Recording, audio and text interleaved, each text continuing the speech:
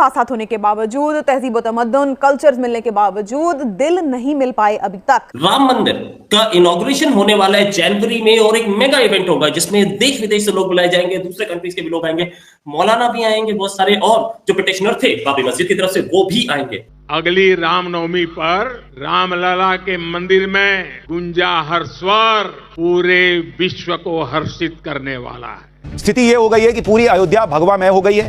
सरयू के किनारे घाटों पर भगवा झंडा लहरा रहे हैं। भारत में पहली दफा एक काम किया है कि हिंदुओं को यूनाइटेड कर दिया है। उनकी तरक्की का सीक्रेट है middle class, educated middle class. अल्लाह ताला ने दुनिया सारी जमीन मुसलमानों के लिए सारी हमारे वो गुलाम है, वो हमारी जमीन इस्तेमाल, वो अल्लाह की इस्राइल के लोग हमारे गुलाम है, वो हमारी जमीन छोड़ दे, हम उनका मोबाइल इस्तेमाल नहीं करते, वो हमारी जमीन से निकल जाए। अनफॉर्चुनेटली ये सिर्फ बात इधर तक महदूद नहीं रह जाती कि ये एक मस्जिद शहीद होने से मुसलमानों को कितना दुख पहुंचा है, मगर ये सिंबलिज्म इसका बहुत बड़ा है। एक भारत की सोसाइटी के अंदर उसका प्लूरलिज्म, उसका प्रोग्रेसिव नेचर, उसका सेक्युलर नेचर जो वो सेलिब्रेट करता है हमेशा से। पाकिस्तान तो सोच तो वही रहेगा उसका, गजवाए हिंद वो बनी है हिंदुओं को खत्म करने के लिए, पूरे मतलब भारत को फतेह करने के लिए बनी है। अगर मैं आपसे ये पूछ लूं कि आपकी 4 पुश्तों पहले क्या थे आप लोग? हम लोग सिख थे, मेरे नाम फादर प्रीतम सिंह थे। अच्छा। 3 भारतीय हैदराबाद के एक हाई स्कूल से पढ़ के दुनिया को चला रहे हैं, दुनिया को चला रहे हैं।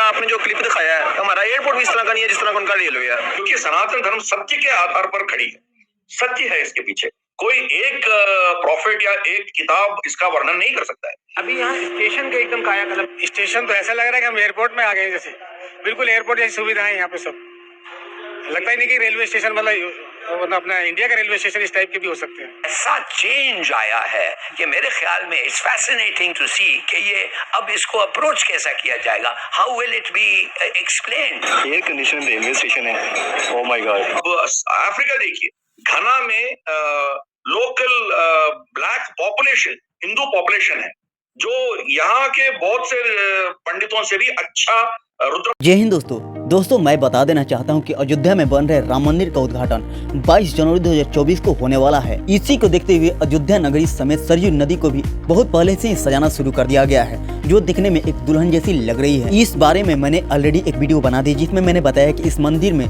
टोटल 46 दरवाजे लगाए जाएंगे और उन 46 दरवाजे में 14 ऐसे दरवाजे होंगे जो स्वर्ण से बने होंगे, यानी गोल्ड से बने होंगे, जो कि बहुत ही मजेदार दिखने में वो लगेंगे मंदिर और दरवाजे भी।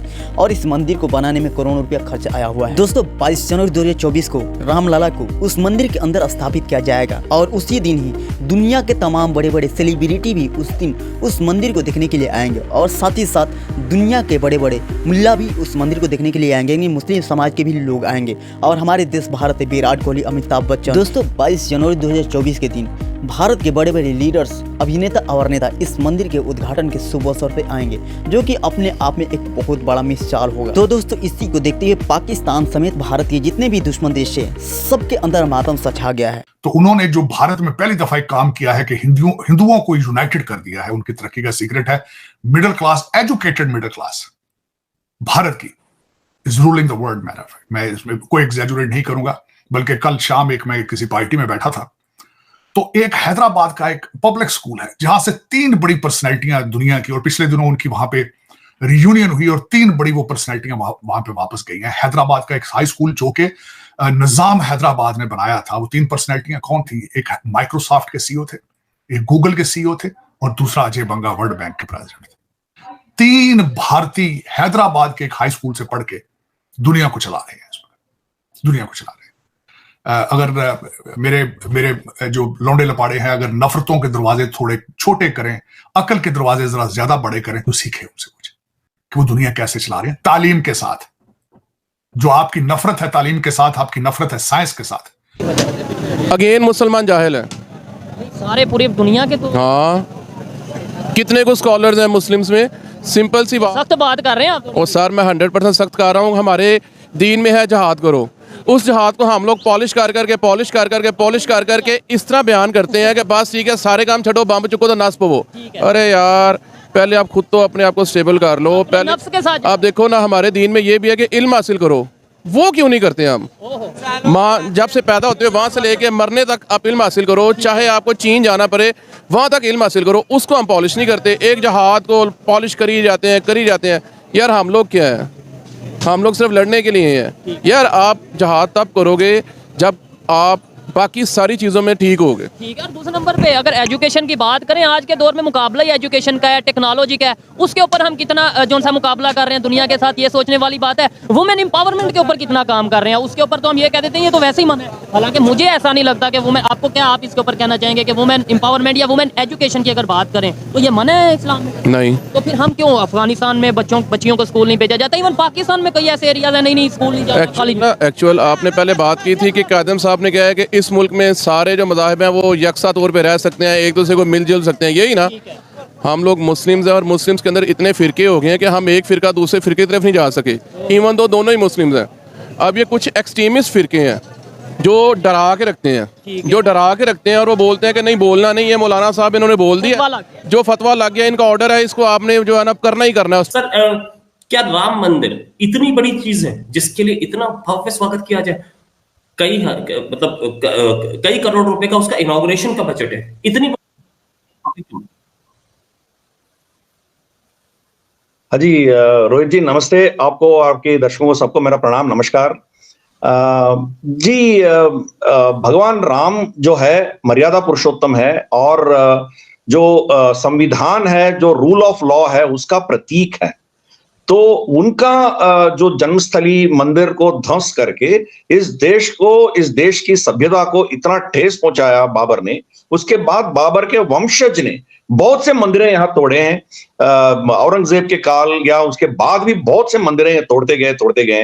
काशी विश्वनाथ मंदिर तोड़े हैं, फिर मथुरा, फिर ऐसे हजारों मंदिर राजस्थान में, पूरा उत्तर भारत में बहुत ये लोग तोड़े हैं। तो पहले जो बाबर की तोड़ी हुई जो मंदिर है उसको पुनर्जीवित करके, उसको पुनरुद्धारण करके वहां राम जी को बिठाना इस देश की भव्यता की, इस देश की सभ्यता का पुनर्निर्माण करने जैसी है। अब भगवान राम आप भगवान मानिए या राम क्या एक चक्रवर्ती मानिए या कोई क्या कहते हैं उसको आइडियलिस्टिक ह्यूमन बीइंग मानिए, जो भी है, but he is representing the value system of this country. इस देश का जो सिद्धांत मूल है उसका रिप्रेजेंट करता है। अभी 500 साल उस स्थान को वापस लेने के लिए हमारी पूर्वजों ने कितना संघर्ष किया है। उस संघर्ष के चलते हुए आज हम इस मकाम पे पहुंचे हैं। अब मान लीजिए, सोच लीजिए, जो 200-300 साल पहले जो लड़ते थे हमारे पूर्वज ने, वो इस चीज को मान के ये कभी वापस नहीं आएगा करके वो छोड़ दिया होता तो आज राम मंदिर हम दोबारा बना नहीं पाते थे। तो उनके निरंतर परिश्रम और इनके निरंतर आस्था के चलते हुए आज हम फिर दोबारा मंदिर खड़ा कर पाए हम।